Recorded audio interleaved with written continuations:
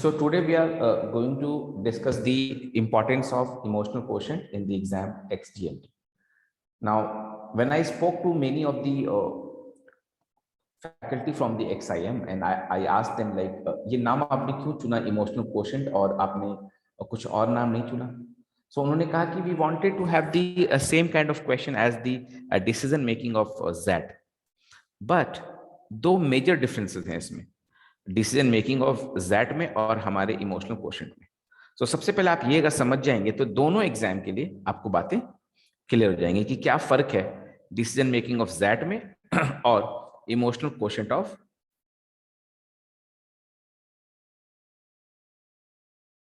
बीच बीच में आप लोगों को कुछ सवाल हो तो आप वो पूछें ताकि सेशन जो है बहुत इंटरेक्टिव हो जाए. और फिर यही वीडियो जो है हम लोग यूट्यूब पे और अपने उसमें वेबसाइट पे अपलोड करेंगे तो बाकी बच्चे इससे जो है बेनिफिट उठा सकेंगे. Emotional quotient of this XGMT. Now two major differences that आप इसका नोट ले सकते हैं कि टू मेजर डिफरेंसेस क्या हैं. जो पहला मेजर डिफरेंस है वो है length of the question. Length of the question in terms of number of words. ठीक है, तो जो क्वेश्चन आपके ज़ैट में आ रहे हैं डिसीजन मेकिंग में वो it might look like an RC. बहुत बड़ा पैसेज आएगा, बहुत लंबी कहानियां आएंगी और उसके अंदर से 5 क्वेश्चन निकल करके आएंगे, 6 क्वेश्चन निकल के आएंगे. कभी कभी आपको उसमें बहुत सारा कैलकुलेशन करना पड़ सकता है. तो अगर जो बच्चे ज़ैट के डिसीजन मेकिंग का कोर्स ज्वाइन करेंगे उनको हम बताएंगे कि कैसे जो है कैलकुलेशन हमें करना पड़ेगा और कैसे हम लोग जो है ज़ैट के AR वाले क्वेश्चन को सॉल्व कर सकते हैं. यानी डिसीजन मेकिंग के अंदर ही आपको एनालिटिकल रीजनिंग के क्वेश्चन आएंगे या केस लेट्स आते हैं. जबकि XGMT में जो इमोशनल क्वेश्चन आता है वो बहुत छोटा पैसेज होता है या 2 to 3 लाइनर्स होता है. तो लेंथ ऑफ क्वेश्चन में आप देखेंगे कि ज़ैट का जो पेपर है, आप इसको नोट में लिखिए, ज़ैट का जो पेपर है वो लेंथी है in terms of number of words और XGMT में जो आ रहा है वो 2 या 3 लाइन का होगा या एक छोटा सा पैसेज होगा. ठीक है, ये रहा फर्स्ट डिफरेंस. आप सबको ये बात समझ में आ गई? आगे बढ़े आयुष. ठीक है. सेकंड डिफरेंस, क्लास रिकॉर्ड भी हो रहा है तो इनकेस आप लोग उसको दोबारा देख सकते हैं आपके वेबसाइट पे. सिर्फ उनका आएगा जिन्होंने क्लासेस ज्वाइन करी है. आज की क्लास में सबको फ्री कर दिया था. तो क्लास 2 के लिए केस 2 में क्या डिफरेंस आता है कि ज़ैट वाले डिसीजन मेकिंग में आपको जो है कैलकुलेशन बेस्ड क्वेश्चन आ सकते हैं और बहुत ज्यादा कैलकुलेशन करना पड़ता है. कैलकुलेशन बेस्ड क्वेश्चन आते हैं डिसीजन मेकिंग में जहां पे आपको डिसीजन तो लेना है but that will be based on this what to say that will be based on calculation. जैसे कि मैं आपको एक छोटा सा एग्जांपल देके खत्म करूं इस बात को. आई रिमेंबर इन 2015 जब मैं ज़ैट दे रहा था तो एक क्वेश्चन था जिसमें a person is staying at Jamshedpur. वो जमशेदपुर में रहता है और उसको दिल्ली में कोई मीटिंग अटेंड करने जाना है. तो जब वो जमशेदपुर से दिल्ली जाएगा तो पहले वो, चूंकि जमशेदपुर में एयरपोर्ट नहीं है, तो he has to go to Ranchi. Ranchi is the capital of Jharkhand. तो वो रांची जाएगा और बाई कार जाएगा, बाई ट्रेन जाएगा, बाई बस जाएगा. 3 रास्ते दे रखे हैं. फिर रांची से वो फ्लाइट पकड़ेगा, दिल्ली पहुंचेगा और दिल्ली से फिर वो जो है मीटिंग के लिए वहां से 2 घंटे और दूर जाएगा. नाउ मीटिंग का टाइम जो है वो सुबह 10 बजे है. फ्लाइट का टाइम जो है वो एक दिन पहले शाम को है. तो उसमें क्या हो रहा था कि बंदे को दोपहर में 12 बजे निकलना पड़ रहा था कल सुबह मीटिंग के लिए, जमशेदपुर से रांची बाय रोड और रांची से फ्लाइट पकड़ के रात में दिल्ली, फिर स्टे करके मॉर्निंग में मीटिंग. करेक्ट है. दूसरा ऑप्शन उसके पास था कि वो जमशेदपुर से सीधा ट्रेन पकड़ ले जो सुबह 9 बजे जमशेदपुर से खुलती है, वो कल सुबह 7 बजे दिल्ली पहुंचा देगी.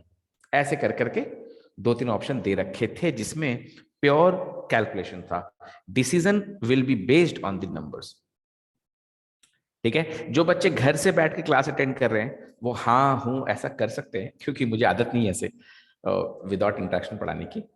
ठीक है. तो एक बच्चा ये जिम्मेदारी ले ले कि वो मुझसे बात करता रहे और हम लोग पढ़ते रहे. जो घर पे बैठे हो, ऑफिस वगैरह जो बच्चे सुन रहे हैं, ठीक है, जो इंटरेक्ट नहीं कर सकते. तो दूसरा जो मैं कह रहा था कि उसको बहुत वहां पे आपको टाइम लगेगा, लेकिन आपकी एक्यूरेसी जो है 100% रहती है वहां पे, एकदम 100% आपकी एक्यूरेसी रहेगी। प्रॉब्लम क्या है? टाइम टेकिंग हो जाता है। तो ये क्वेश्चन हम लोग के XGMT के एग्जाम में इमोशनल क्वेश्चन के रूप में नहीं आने वाला। ये दूसरा डिफरेंस है। पहला डिफरेंस बताया मैंने कि जो डिसीजन मेकिंग के पैसेजेस होते हैं वो बहुत लेंदी होते हैं, बड़े बड़े होते हैं, और उसके अंदर से 5-6 क्वेश्चन निकलते हैं, जबकि XGMT के जो केसलेट्स आते हैं वो बहुत छोटे छोटे होते हैं, और वो एक शॉर्ट पैसेज के जैसा होता है, उससे एक ही क्वेश्चन रहता है उसमें। दूसरा डिफरेंस मैंने बताया कि वो कैलकुलेशन बेस्ड चीजें उसमें आएंगी। आपको कभी कभी लगेगा कि भाई DI दे दिया है क्या, डेटा इंटरप्रिटेशन दे दिया है क्या, ऐसा आपको फील आएगा। तो ये दो मेजर डिफरेंसेस थी। Should I move on? I hope I made my points clear. क्या बोलते हो बच्चों? Yes sir. ठीक है। यस सेकंड वाला डिफरेंस यस आपने जो बोला कि कैलकुलेशन बेस्ड, तो XGMT में जो EQ वाले में आता है उसमें क्या कैलकुलेशन बेस्ड होता है या सिर्फ जैट में आता है कैलकुलेशन बेस्ड? नहीं, EQ में बिल्कुल भी कैलकुलेशन बेस्ड नहीं आएगा। मैं अभी नहीं इस आएगा ना स्लाइड सर? में सैंपल पेपर रखा हूं, ठीक है? ठीक है, ओके। तो EQ में नहीं आएगा कैलकुलेशन बेस्ड, हम लोग के जो XGMT में नहीं आएगा, जबकि जैट में आ रहा है। पहले तो एकदम पहले, यानी कि 5-6 साल पहले की बात है कि जैट का पेपर कभी कभी देख के लगेगा आपको DI का पेपर है, इतना उसमें मैथ्स रहेगा एक सेट में, कम से कम एक सेट में। ठीक है, अभी मॉर्निंग में देखा था मैं 2014 का एक क्वेश्चन, एकदम लगता था जैसे DI है, उसमें प्रोबेबिलिटी दिया रखा था और क्या क्या दे रखा था। ठीक है, तो ये अलग बात है। जो जो बच्चे जैट दे रहे हैं वो डिसीजन मेकिंग का अच्छे से तैयारी कर सकते हैं, हमारे साथ या कहीं भी कर सकते हैं, कोई दिक्कत नहीं। तो मूविंग फॉरवर्ड,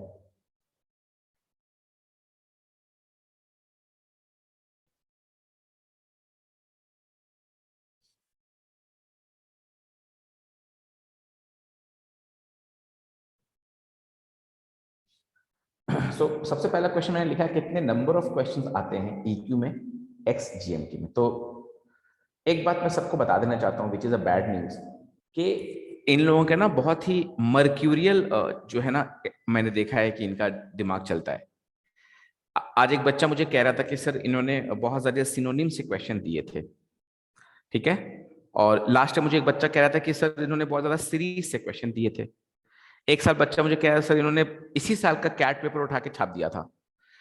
मैंने देखा है कि इनके जो बिहेवियर है, इनका जो क्वेश्चन सिलेक्ट करने का जो पैटर्न है वो काफी मर्क्यूरियल है। मर्क्यूरियल का मतलब जैसे आप अपने लैंग्वेज में मूडी कहते हैं, है ना, मूड स्विंग्स कहते हैं हम लोग। तो XGMT का पेपर में कुछ भी आप ना वो ग्रांटेड लेके ना चलें। आप ये ना सोचें कि मुझे सिनोनिम्स पढ़ना चाहिए जस्ट बिकॉज के इस साल आया था, सीरीज पढ़ना चाहिए जस्ट बिकॉज के उस साल आया था। मैं कहता हूं कि अपने प्रिपरेशन को आप जो है ना ऑप्टिमाइज करें, ऑप्टिमाइज करें। ठीक है, ऑप्टिमाइज करने के लिए ही हम लोग जो है बैच बना रहे हैं। ऑप्टिमाइज का मतलब है वी विल टेल यू कि क्वांट्स में कौन कौन सा एरिया है जिसके आने के चांसेस बहुत ज्यादा है, irrespective of their mood swings. ठीक है, ज्योमेट्री में क्या एरिया है जिसके आने के बहुत ज्यादा चांस। जैसे आप जैट का पेपर उठा लो, तो जैट का पेपर आप उठाओगे, देखोगे उनको एकदम हर साल एक क्वेश्चन प्रोबेबिलिटी पे देना है, हर साल एक क्वेश्चन टैक्स कैलकुलेशन पे देना ही देना है, टैक्स स्लैब पे। जो लोग वर्किंग हैं और क्लास में भी हैं उनको पता है कि टैक्स का कैलकुलेशन कैसे होता है। जो लोग क्वांट्स, जो लोग वो करके बैठे हैं, क्या कहते हैं, कॉमर्स पढ़ के बैठे हैं, उनको भी पता है कि टैक्स स्लैब का क्वेश्चन कैसा होता है। तो जेट वालों ने ये चीज फिक्स कर रखी है, 3D हाइट एंड डिस्टेंस का क्वेश्चन जेट में।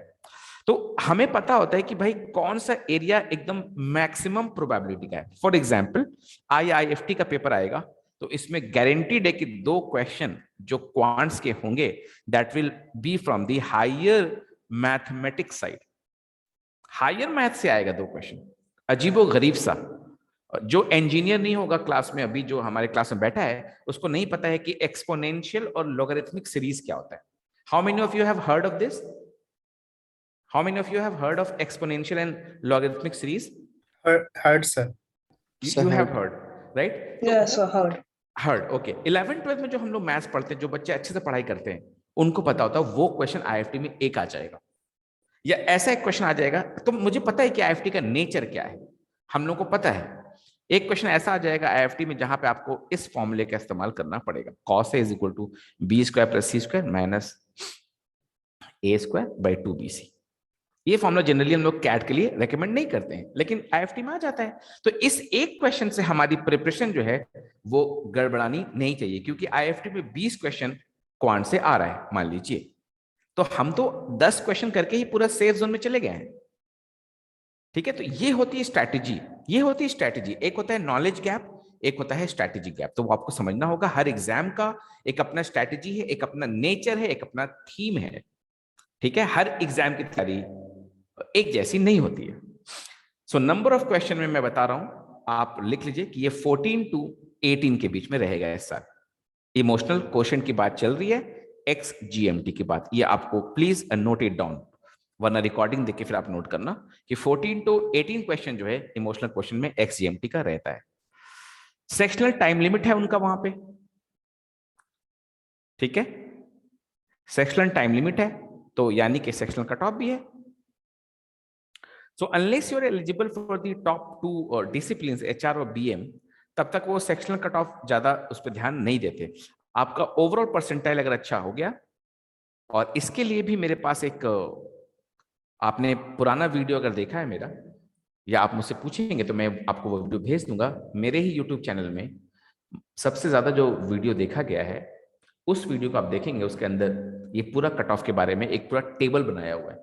क्योंकि इस कट ऑफ की बात छोटे से क्लास में नहीं की जा सकती, क्योंकि आप मेल हैं कि फीमेल हैं, आप रेसिडेंट ऑफ उड़ीसा हैं कि नॉन रेसिडेंट ऑफ उड़ीसा हैं, आप इंजीनियर हैं कि नॉन इंजीनियर हैं, तो ऐसे करके 8 केसेस बनता है। 8 cases, male female 2, engineer non engineer 2, 4 हो गया, और उड़ीसा नॉन उड़ीसा 8 हो गया। फिर अलग अलग एग्जाम का अलग अलग कट ऑफ। तो एक्स जीएमटी का कट ऑफ जो है ओवरऑल आपका 81 टू 85 जाता है, फीमेल रहने से 78 77 पे हो जाएगा, which is very very easy to score.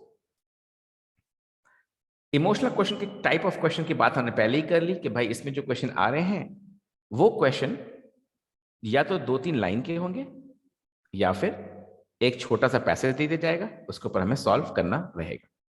Resources क्या है इसके, व्हाट आर द रिसोर्सेस, सारी बातें आज ही कर लेंगे हम लोग, तो फिर अगला क्लास में क्या पढ़ोगे? क्यों सौरभ? 2 डिफरेंट रिसोर्सेज हैं इसके, 2 रिसोर्सेज हैं। एक तो जैट का जो डिसीजन मेकिंग क्वेश्चन है, उससे हम लोग हिंट लेते हैं, यानी डेटा चेंज कर देते हैं। जैट का डिसीजन मेकिंग का जो शॉर्ट पैसेजेस वाला क्वेश्चन है, ठीक है, उसको सिंपल करके इन लोग दे देते हैं। डायलेमा सेम रखेंगे, एथिकल डायलेमा जो है वो सेम रखेंगे, ठीक है। बाकी जो है दूसरा जो सोर्स है वो है डिसीजन, दूसरा जो सोर्स है वो है इमोशनल इंटेलिजेंस। यानी कि जब आप नेट पे सर्च करेंगे ना, बहुत सारे कंपनीज में इंटरव्यू के बाद आजकल इमोशनल इंटेलिजेंस का एग्जाम होता है, ठीक है, और मैंने भी दिया है करियर लॉन्चर में 2015 में। तो इमोशनल इंटेलिजेंस का जो एग्जाम होता है उसमें बहुत ही सिंपल सिंपल क्वेश्चन आएंगे, 1 लाइनर 2 लाइनर, वो मैं आपको अभी दिखाने वाला हूं आज अभी, ठीक है। तो ये 3-4 चीजें हैं। आप लोगों को इससे कोई क्वेश्चन है तो प्लीज पूछिए, क्लास को इंटरेक्टिव बनाना बहुत ही जरूरी है। So what ever you have in your mind, अगर पहले हमारी बात हो भी चुकी है फिर भी आप कोशिश करें कि वो सवाल यहाँ पूछने के, क्योंकि वो रिकॉर्ड हो जाएगा और बाकी बच्चों को बड़ा उससे हेल्प होगा।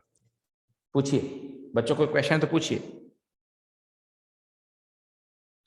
चैट बॉक्स में लिख के भी पूछ सकते हैं, नहीं तो आप यस लिख देंगे तो आई विल मूव अहेड, आगे बढ़ा जाए फिर। Yes sir. ठीक है, ठीक है बेटा। अभी आता है ये चीज जो है बहुत सालों तक मुझे परेशान किया है, वो है एथिक्स।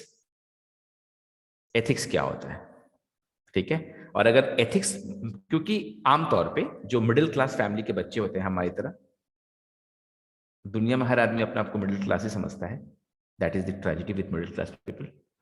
तो हम जैसा जो भी मिडिल क्लास बच्चे होते हैं उनको क्या लगेगा पता है, उनको लगेगा कि अगर हमने एथिक्स फॉलो कर दिया तो हमें बिजनेस में लॉस होने वाला है, और अगर हम प्रॉफिट के सोचेंगे तो हमको तो अनएथिकल होना ही पड़ेगा। चलो फटाफट बताओ कितने बच्चे सोचते हैं ऐसा ही होता है? चलो मैं चैट बॉक्स पे वेट कर रहा हूँ। उपासना, ऋतुराज, ये आप लोग को फील होता है ना कि एथिक्स की बात आपने कर दी सर, तो हमें बिजनेस में लॉस होगा, क्योंकि हमें मेट्रो बनाना है, और मेट्रो बनाने के लिए अभी जो मुंबई में पंगा चल रहा था, मेट्रो लाइन को स्प्रेड करने के लिए हमें जो है ट्रीज जो है, पेड़ जो है वो काटना ही पड़ेगा। करेक्ट है? और जो पेड़ काटना पड़ेगा, तो फिर तो ये एथिकल नहीं हुआ, अनएथिकल हो गया। तो इधर मेट्रो लाइन बिछाना भी जरूरी है, क्योंकि ट्रैफिक कंजेशन बढ़ रहा है, सी लिंक की तरफ जाने से बहुत प्रॉब्लम हो रहा है, समथिंग लाइक दैट। तो बताइए इससे कैसे डील किया जाए? एथिक्स का मतलब क्या है, ये आप लोगों को बताना पड़ेगा। अनम्यूट कीजिए, बताइए एथिक्स का मतलब क्या होता है आपके हिसाब से?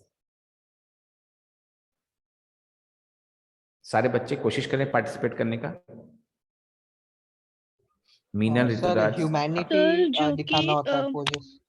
मोरली सबके लिए मतलब सही होना चाहिए। सबके लिए सही मतलब, can you fair fair elaborate it? सबके लिए सही का मतलब क्या है? सब कौन सर, है? फेयर होना चाहिए डिसीजन जो मतलब फेयर होना चाहिए, अच्छा। मतलब मेट्रो में जो है ट्रीज को भी जैसे हार्म नहीं होना चाहिए और लोगों को भी नई मतलब ऑप्शन मिल परेशानी नई नहीं ऑप्शन होना मिल रहा है। चाहिए। एक आदमी बीमार है, एक्सीडेंट हो गया, तुम उसको उठा के ले गए हॉस्पिटल में। हॉस्पिटल में अभी जो है हॉस्पिटल बंद पड़ा है, गेट कीपर गेट नहीं खोल रहा है, बोल रहा है ये टाइम ही नहीं है। वहां लिखा है कि रात को इमरजेंसी सर्विसेज नहीं दी जाती है। वो आदमी मर रहा है, तुम बाहर किसी से बात करी, चाय वाले से, उसने कहा कि ये जो दरबान है, ये जो गेट कीपर है, अगर उसको कुछ पैसा दे दो अभी तुम 500 या 400, तो वो दरवाजा खोल देगा। काइंड ऑफ ब्राइब है, ठीक है? तो तुम क्या उसको दोगी 400 रुपया, जो बंदा मर रहा है उसको बचाने के लिए? ये सर अगर उस टाइम अगर ऐसा सिचुएशन हो जाएगा तो मतलब आई विल पे हिम। तो क्या ब्राइब को तुम प्रोमोट कर रहे हो? No sir.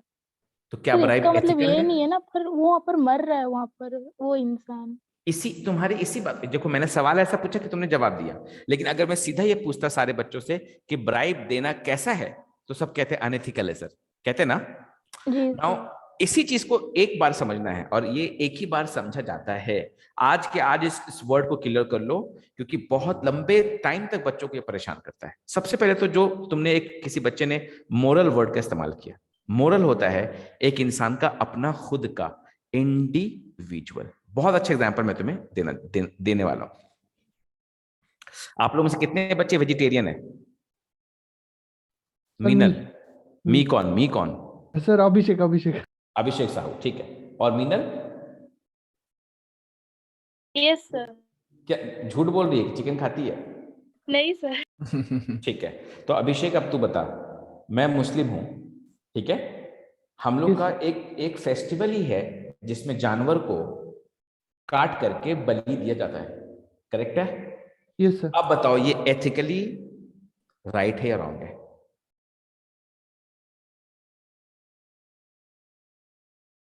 बताओ सर बच्चों, एकदम एकदम दिल की बात बताओ तुम, घबराना मत, मैं बिल्कुल भी बुरा नहीं मानने वाला। सर एथिकली मैं तो अपना रॉन्ग है। एथिकली एक व्यू रॉन्ग? पॉइंट शेयर कर सकता हूँ इस पे। बिल्कुल बोलिए बेटे, बिल्कुल बोलो, मैं चाहता हूँ क्लास को सर इंटरेक्टिव बनाए जी। सर आपने जैसे जितने भी एक दो क्वेश्चंस आपने पूछा, so from that I can decipher कि it's all about maintaining an equilibrium situation where आपका भी भला हो सके एंड दूसरे का भी भला हो सके। करेक्ट है। तो उसकी वजह से एक सैक्रिफाइस तो हमें करना ही पड़ता है, इधर वो आपका मोरली हो और रिलीजियसली हो या आपका कोई भी और एस्पेक्ट है। जैसे आपने एनिमल्स को मानने वाला एक एग्जांपल दिया और एक ब्राइब का आपने एक एग्जांपल दिया। सो इट्स तो life is more like a gamble. तो आपको एक चीज ठीक करने के लिए दूसरा चीज को तो आपको कॉम्प्रोमाइज करना ही पड़ता है। करेक्ट तो है। आप उस चीज को हम कैसे फ्रेम करें वो मैं आपको सर मतलब इलैबोरेट समझा, नहीं कर पा रहा। मैं बताता हूँ, तेरे मुंह में मैं अपना जुबान डाल देता हूँ, ठीक है? देख मैं क्या बोलना चाहता था यहाँ पे। अब सबसे पहली बात तो ये जो हमारा फेस्टिवल है उसका नाम है ईद उल अजहा, फॉर एग्जाम्पल। चलो, ईद उल अजहा पर जैट में या एक्स जीएमटी में क्वेश्चन नहीं आने वाला, एकदम आराम से समझो, एकदम आराम से। जैट या एक्स जीएमटी नहीं पूछेगा कि मुस्लिम लोग जो सेक्रीफाइस कर रहे हैं सही या गलत, फर्स्ट ऑफ ऑल। लेकिन अगर ये आ जाए अगर ये आ जाए तो उस वक्त हम लोग पता है क्या करेंगे, हम लोग क्वेश्चन में कीवर्ड ढूंढेंगे।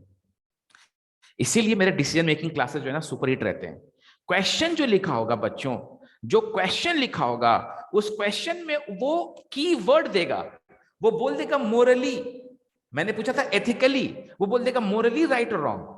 मोरल मैंने क्या लिखा था कि मोरल का मतलब होता है इंडिविजुअल, आपके अपने सेट ऑफ रूल्स क्या हैं, आपके अपने सेट ऑफ रूल्स क्या हैं। आप जो है किसी पर्टिकुलर जानवर को भगवान का दर्जा दे रखे हो, अमेरिकन जो है उस पर्टिकुलर जानवर को जानवर ही समझ रहा है। अमेरिकन किसी जानवर को, कुत्ते को अपने घर में बिठा रहा है, इंडियंस कुत्ते को घर से दूर भगा रहे हैं। मोरल अगर वर्ड वहां इस्तेमाल हो जाए, I will make it very very simple. जब क्वेश्चन किसी भी डिसीजन मेकिंग में, किसी भी इमोशनल क्वेश्चन में, I will find you that keyword.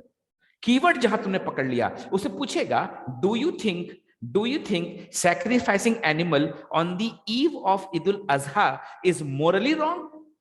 The keyword is moral. Moral मतलब इंडिविजुअल, मतलब मुस्लिम के जो भगवान हैं उन्होंने कहा है कि तुम काट करके जानवर को खा जाओ, जो मुसलमानों के भगवान है। तो ये मोरली रॉन्ग नहीं हो सकता, क्योंकि ये इंडिविजुअल एक इंसान के आस्था का सवाल है, मोरली रॉन्ग नहीं है, क्योंकि उसी के भगवान ने कहा और वही काट के खा रहा है। और इधर आ जाओगे, एथिकल में आ जाओगे, तो एथिकल का परिभाषा ये है कि जितने स्टेक होल्डर्स हैं, एथिकल वो है जिसको सोसाइटी बुरा मानती है। मीनल बात समझ में आया?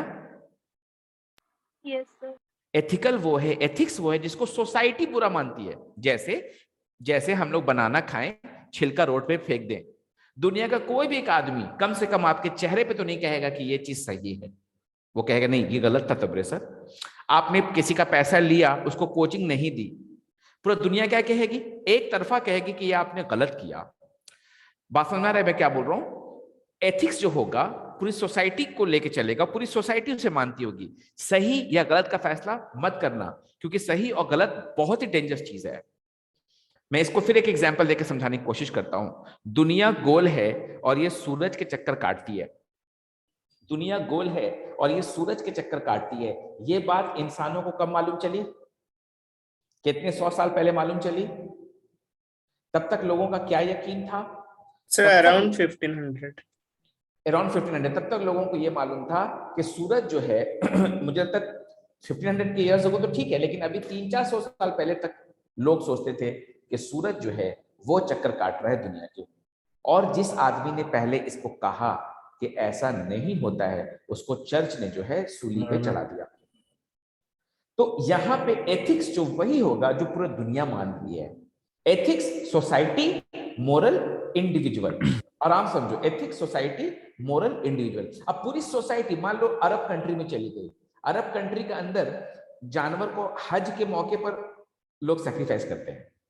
हज कर रहे होते हैं बाहर, मक्का के बाउंड्री के बाहर में जानवर को सेक्रीफाइस कर रहे होते हैं, करेक्ट है? अब वहां पे वो एथिकली राइट हो गया, क्योंकि कोई भी उसके खिलाफ नहीं बोलेगा, पूरा का पूरा सोसाइटी उसको राइट मानेगा।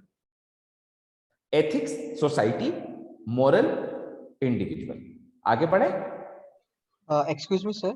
हाँ बेटा। सर Yes, और sir. एक चीज, ये जो एनिमल का सैक्रिफाइस का आपने जो एग्जांपल दिया था, तो वो हाँ, आपका रिलीजन भी अलाउ करता है, वो उसको ठीक मानता है सैक्रिफाइस ऑफ एनिमल्स। तो एथिकली की जगह अगर रिलीजियसली भी अगर वो पूछे तो नहीं, वो वहां पे देख, हमें प्रॉब्लम बस ना वर्ड की मीनिंग से ही तो है। हमें एथिक्स बचपन से क्या सिखाया गया है? हमें एथिक्स क्या सिखाया गया?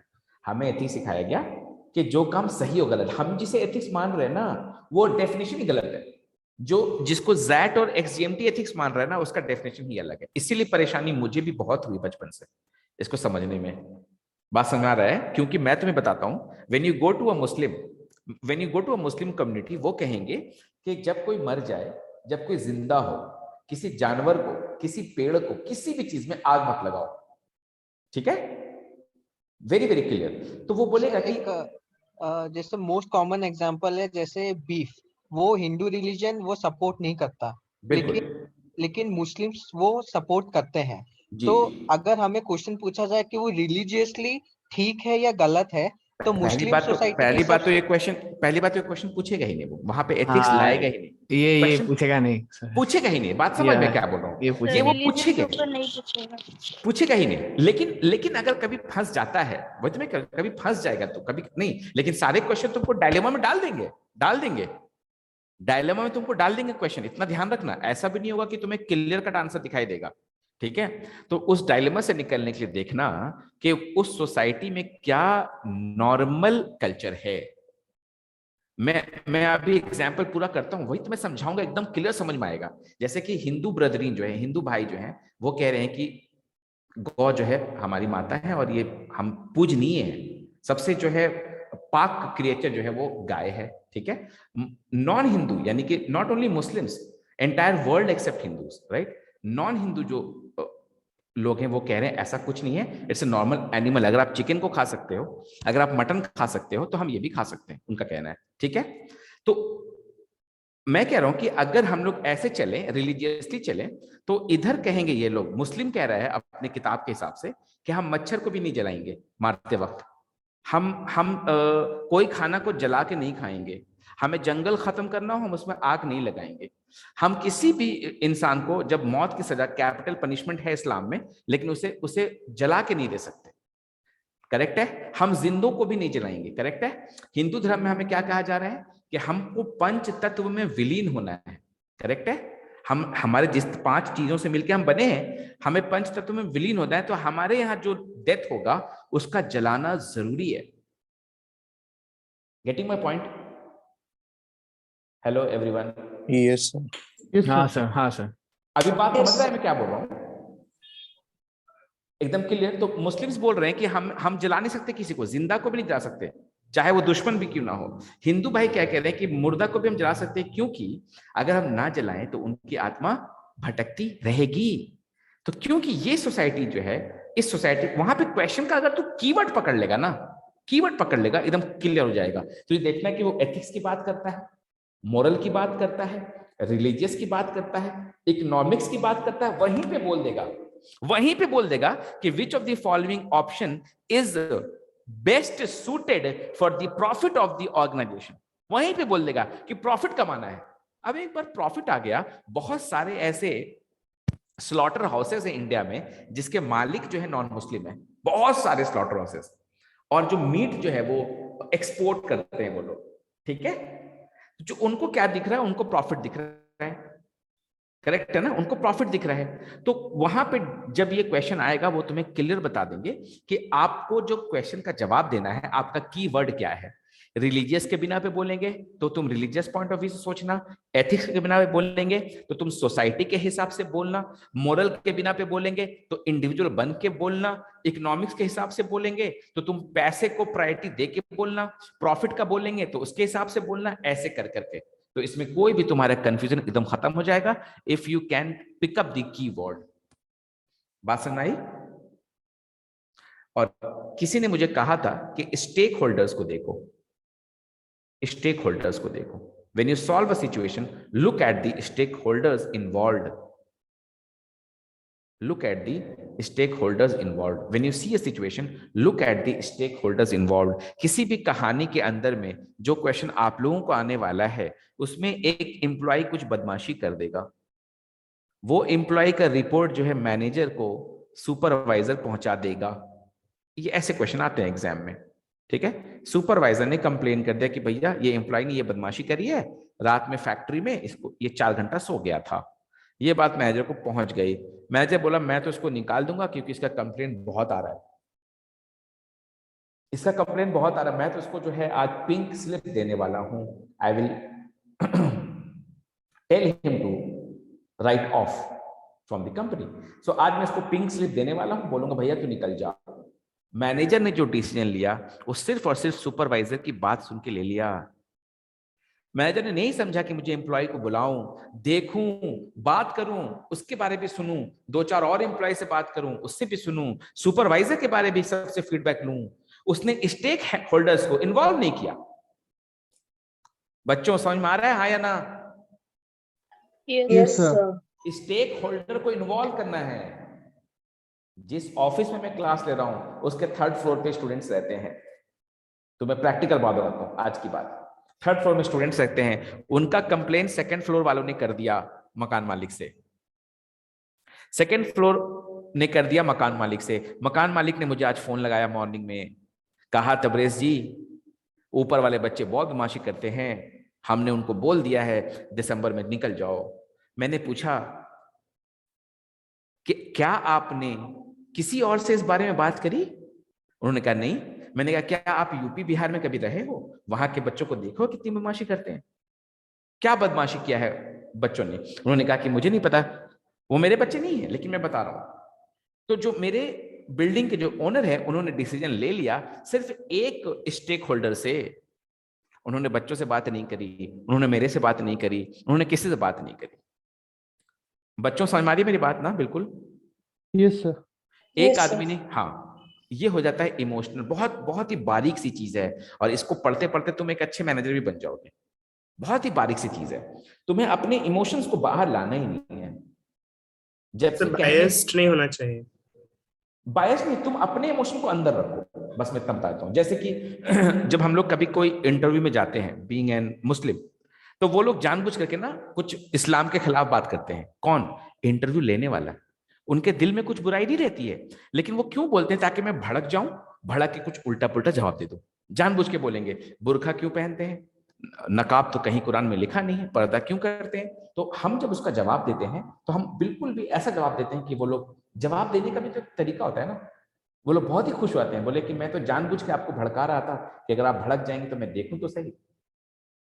ठीक है, तो हमें अपने इमोशंस को बाहर नहीं निकालना है, हमें अपने इमोशंस के बारे में उससे डील नहीं करना है, हमें स्टेक होल्डर्स को देखना है, क्या क्या चीजें उसमें इन्वॉल्व है वो देखना होता है। इसको हम लोग बोलते हैं, क्या बोलते हैं इसको हम लोग, मिनिमम डैमेज प्रिंसिपल। ये हम लोग यूज करते हैं, मैं और मेरी वाइफ इसको यूज करते हैं। जब बच्चे मेरे घर में बदमाशी कर रहे होते हैं, रात के 10 बज चुके हैं और मुझे मुझे काम करना है, और उनकी मम्मी को भी कुछ काम करना है, और बच्चे जो है कूद फान कर रहे हैं, तो लास्ट में हम लोग बोलते हैं कि चलो उनको मोबाइल दे दो, मोबाइल देखेंगे वो लोग।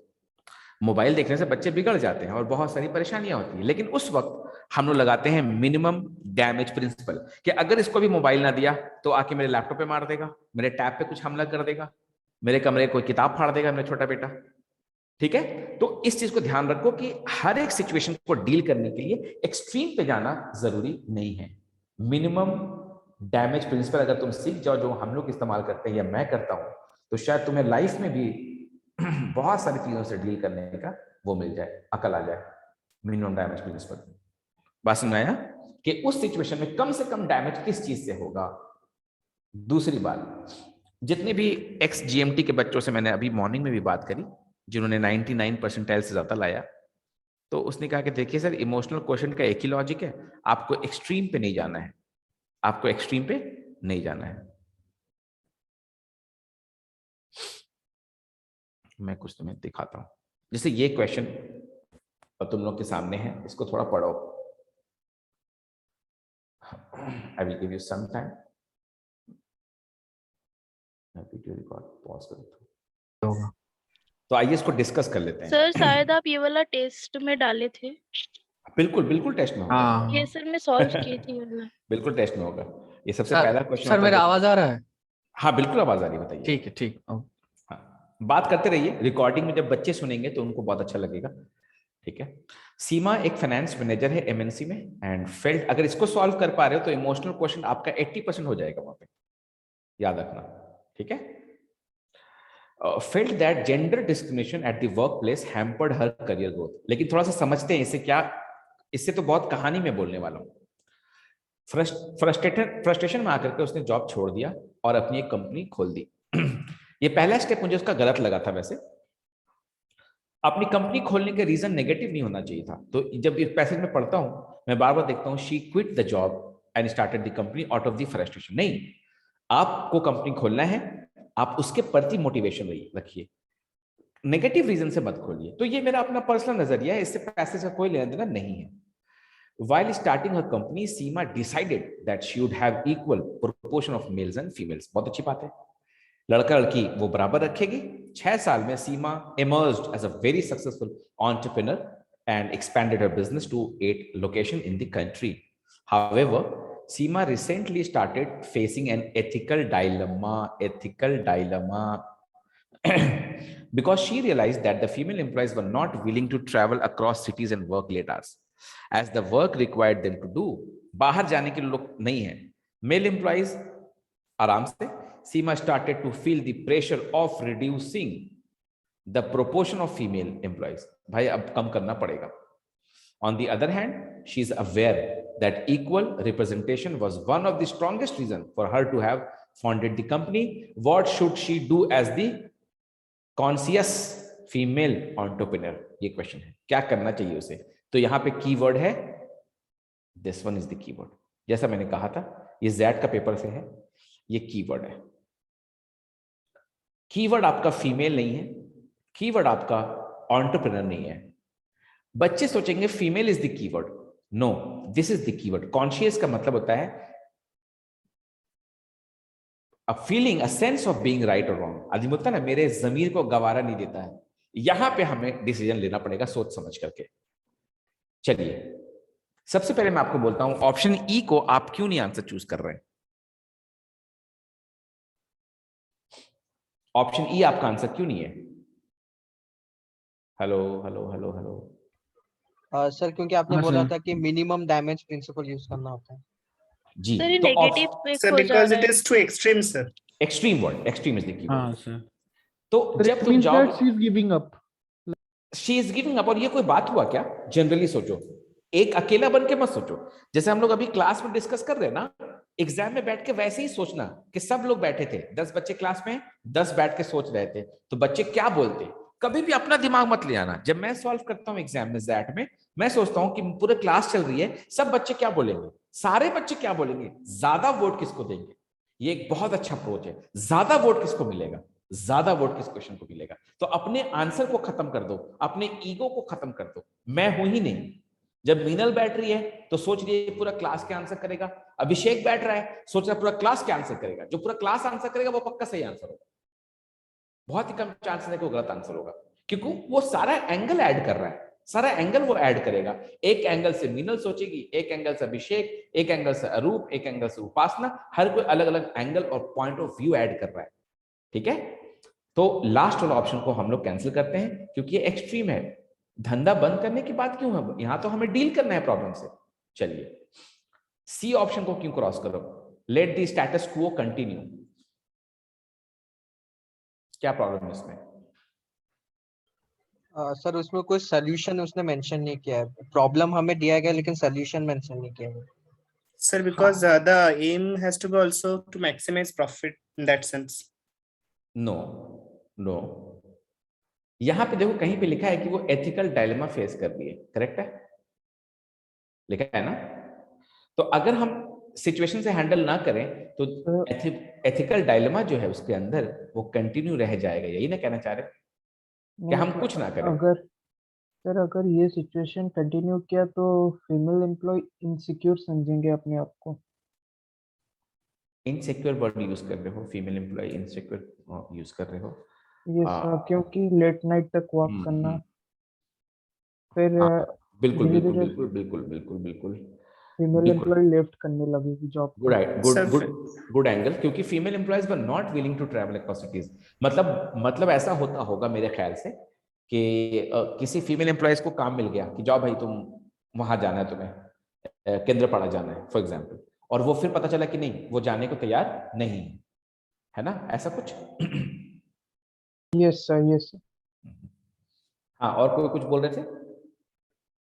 Sir, also it will also lead to means profit reduction, because the employees, if the projects, if they would have cracked, they won't be able to do so if the employees are not willing. Profit sir अगर but इसका आपके तो दिमाग में strong reason यही है कि दोनों को इक्वल रखना चाहती है, फीमेल को भी और मेल को भी. तो अगर फीमेल लोग मतलब फीमेल कैंडिडेट सब अगर एम्प्लॉय सब अगर निकल जाएंगे तो फिर इसका जो बैलेंस रहेगा तो वो तो मेंटेन नहीं हो पाएगा ना. हाँ, लेकिन एक बच्चा जो प्रॉफिट बोल रहा है उसको मैं समझाना चाहता हूँ कि इस पैसेज में कहीं पर भी तुम देखोगे प्रॉफिट वर्ड की बात नहीं आई है, क्योंकि वो ऑलरेडी सक्सेसफुल हो चुकी है. ठीक है, वो प्रॉफिट के एतबार से नहीं सोच रही है सीमा, क्वेश्चन में भी कहीं पर भी प्रॉफिट वर्ड का बात नहीं किया गया, यहाँ पे इस लाइन में कहीं Okay, पे sir, भी got it, profit. sir. Yes, sir. तो प्रॉफिट वर्ड का आप जैसे इस्तेमाल करेंगे तो आपका ब्रेन जो है ना वो अलग रास्ता पकड़ लेगा। जरूरी नहीं कि आप गलत आंसर करें अभी इस सिचुएशन में, लेकिन कल की डेट में वहां पे एग्जाम में आप गलत आंसर कर सकते हैं, क्योंकि बिना आप जो है ना अपने आप को सेंटर पर रख लो, नहीं अपने आप को सेंटर मत रखो, सीमा को रखो, सीमा को सेंटर पर रखो। तुम्हारा प्रॉब्लम नहीं है, ये सीमा का प्रॉब्लम है। हम लोग सीमा नहीं है, हमें लेटर भेजा है, हम लोग 10 लोग बैठ के डिस्कस कर रहे हैं, ठीक है। सीमा मान लो मेरी स्टूडेंट है और वो कह रही सर मेरा प्रॉब्लम को सॉल्व कीजिए, तो हम लोग सॉल्व कर रहे हैं। सो प्रॉफिट वर्ड जब आप इस्तेमाल कर रहे हैं तो इससे क्या हो रहा है कि पैसेज में कहीं पे भी प्रॉफिट वर्ड नहीं है। ऑप्शन डी बताइए क्यों गलत होगा।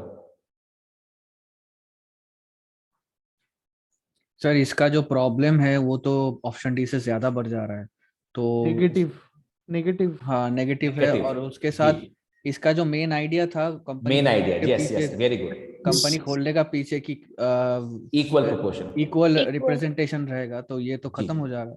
बिल्कुल, शाबाश, वेरी गुड, बहुत अच्छा आंसर मुझे लगा इसका। ठीक है, इस तरह से आपको क्लियर अपनी बात रखनी होगी, इक्वल रिप्रेजेंटेशन को खतरा हो जाएगा इससे। चलिए अब बचा दो ऑप्शन हमारे पास, जिस सिचुएशन में आप एग्जाम में फंसेंगे, ए और बी। रिड्यूस द नंबर, अब इसको रिड्यूस पढ़ते के साथ कैंसिल मत करना, पूरा पढ़ना, पूरा पढ़ना। Reduce the number of female employees as it is a business requirement. She should not let anything affect her business. कुछ बच्चे ये आंसर करते हैं, दिल से ये आंसर निकलता है बच्चों का। जो बच्चा अभी पैसा नहीं कमाया है ना, जिसने सैलरी नहीं देखी है, वो बच्चा बोलेगा भैया मेरे को फर्क नहीं पड़ता। ऐसा फीलिंग आता है कभी कभी, मेरे को फर्क नहीं पड़ता, मैं तो भैया निकाल दूंगी उसको कंपनी से। ऐसा फीलिंग आता है बच्चों आपको?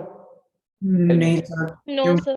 बहुत अच्छा, बहुत अच्छा, नहीं आता तो बहुत अच्छा, ठीक है। अगर रिड्यूस कर देंगे तो उसमें से बहुत सारे अच्छे टैलेंट होंगे कंपनी के लिए। और यही एंगल मुझे पसंद है। हर बच्चा अगर कुछ ना कुछ बोलेगा ना तो हम लोग अच्छा चीज समझ सकते। देखो कितना अच्छा बात बोला कि उसमें टैलेंटेड भी तो होंगे। Reduce the number of female employ, अरे कुछ तो बोलो, क्यों रिड्यूस करें?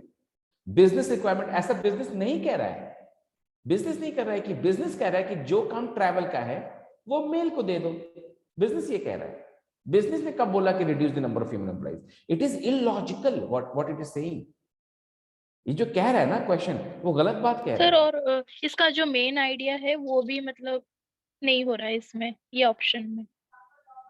सर फीमेल के वर्क को डिस्ट्रीब्यूट कर सकते हैं, लेकिन रिड्यूस करना वही मैं कह रहा हूँ, ये जो एज वर्ड का यूज किया, मुझे Yes. लगता है तुम लोग इस पे बहस करो, क्या ये इलॉजिकल बात नहीं कर रहा है?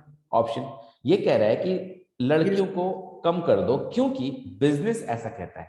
मैं पूछता हूँ पूरा पैराग्राफ को पढ़ो, बताओ बिजनेस कब ऐसा कह रहा है? बिजनेस कब कह रहा है कि तुम लड़कियों को कम कर दो? बिजनेस नहीं कह रहा है। प्रॉब्लम तो आपके असाइनमेंट में है, आप लड़कियों को ट्रैवल काम क्यों दे रहे हो? ठीक है, उनको दिक्कत हो रही है तो काम को चेंज करने की कोशिश की जाए, और वो हो सकता है पूरी दुनिया चल रही है ऐसे अक्रॉस सिटीज एंड, और उसमें से भी बहुत सारी औरतें कहेंगी कि मुझे ये काम दे दो। सब नहीं कहेंगी कि मैं ट्रैवल नहीं कर, सब लोग बोलेंगे हाँ मुझे, आप उस तरह का बोनस वहां पे रख दो, आप वहां पे उस तरह का एक्सग्रेशिया रख दो कि भैया आपको ये फैसिलिटी, आप ट्रैवल करोगे तो आपको ये मिलेगा साल भर के बाद।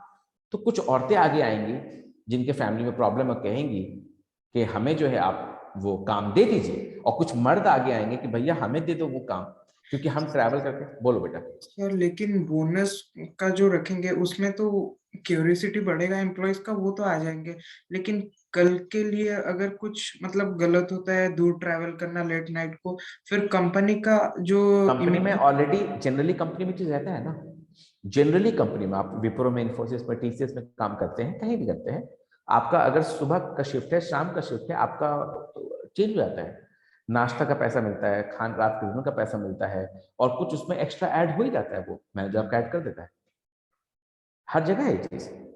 तो मुझे, मैं यहाँ पे सिचुएशन में नहीं बोल रहा हूँ जनरली, लेकिन यहाँ पे मैं कह रहा हूँ कि ये जो ये लफ्ज से मुझे प्रॉब्लम है। मेरी बात सही हो सकती है या गलत, लेकिन जो ये कहता है reduce the number of female employees as it is business requirement, मुझे से प्रॉब्लम है। ये तो गलत है सर। ये गलत है क्योंकि ये बिजनेस नहीं कह रहा है, बिजनेस ऐसा नहीं कह रहा है। और दूसरी बात याद रखना कि वो जो कह रहा था कि बीच का रास्ता सोचो, बीच का रास्ता सोचो, तो बीच का रास्ता में फर्स्ट वाला आएगा C. If unwilling female employees, unwilling यानी थोड़ी अनविलिंग है, थोड़ी विलिंग भी है, could be given an assignment which do not require travel and involve less overtime। हाँ एकदम पॉसिबल है, एकदम पॉसिबल है। मैं अपना पर्सनल चीज बता रहा हूँ, नॉट द आंसर।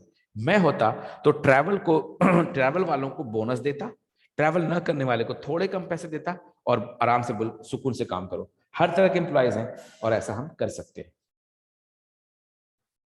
इसमें कोई गलत बात मुझे नहीं लगती है। हम लोग खुद अपनी कंपनी में इसके साथ एडजस्ट करते हैं, कौन किस काम के लिए अच्छा है, कौन किस काम के लिए बुरा है। सो इसीलिए मैं डायरेक्टली वहां चला गया कि आपको सब कुछ को देखना है। अभी जो क्वेश्चन हमने सॉल्व किया उसमें ज्यादातर हमें बिजनेस एक्यूमेंट का जरूरत नहीं पड़ा, लेकिन हमें जरूरत पड़ा एथिक्स का और नॉलेज ऑफ यूटिलिटी का। ठीक है, इसका जरूरत पड़ा। तो जब हम लोग ऐसे क्वेश्चन सॉल्व कर रहे होते हैं तो यहाँ पे मैंने 4 वर्ड लिखा है, fair, logical, practical and ethical और एट द सेम टाइम। ठीक है, यहाँ मैंने एक सर्कल भी बनाया है समझाने के लिए कि आपको फेयर होना पड़ेगा, इंसाफ करनी पड़ेगी, लॉजिकल होना पड़ेगा, और यानी कि आपको जो है लॉजिक को फॉलो करना पड़ेगा, रैशनल होना पड़ेगा, प्रैक्टिकल होना पड़ेगा, यानी वो चीज होना चाहिए। आप एकदम इम्प्रैक्टिकल प्लान बना लेगा कि मेट्रो लाइन बिछाओ ही मत, पेड़ काट ही नहीं सकते, तो इसका उपाय निकाल सकते कि आपको कितना पेड़ काटना पड़ रहा है। बोला 1 लाख ट्रीज काटना पड़ रहा है, ठीक है, जितने भी मुंबई के लोग हैं उन सबको बोलो कि अपने घर के आंगन में एक एक्स्ट्रा ट्री लगा दें, या बाहर कोई कंपाउंड लेकर के मुंबई की बाउंड्रीज में कोई एरिया लेकर के वहां पे लगा दें, या मेट्रो जहां खुल रहा है उसके चारों तरफ जो है पेड़ लगवा दिया जाए। ऐसे कर करके जो है आपको बैलेंस करना पड़ेगा। इनप्रैक्टिकल आप ऐसा नहीं कह सकते कि मेट्रो लाइन बिछाओ ही मत, क्योंकि पूरी जिंदगी पड़ी है, आज नहीं तो कल, नहीं तो 100 साल के बाद फिर लोग कहेंगे मेट्रो की जरूरत है, लाना ही पड़ेगा हमें, आज नहीं तो कल। हमें इसका उपाय निकालना होगा, एक्सट्रीम करना ही नहीं है। मेट्रो लाइन बिछाओ ही मत, एक्सट्रीम, पेड़ काट दो, एक्सट्रीम, प्रोजेक्ट को रोक दो, एक्सट्रीम, हर तरफ मेट्रो लाइन बिछा दो, एक्सट्रीम। बस में मैं क्या बोल रहा हूं? तो you have to be fair, logical, practical but ethical. Ethical जो होगा वो बाउंड्री लाइन होगा, वो लक्ष्मण रेखा होगा। एथिक्स से सबको डिफाइन करेगा, बांधेगा। आप क्वेश्चन के साथ ये सारे पॉइंट्स को धीरे धीरे समझेंगे। ये क्वेश्चन नंबर 1 और 2 सॉल्व कीजिए। ये सैंपल पेपर ऑफ एक्सजीएमटी से उठाया गया है, सैंपल पेपर जो उन्होंने दिया।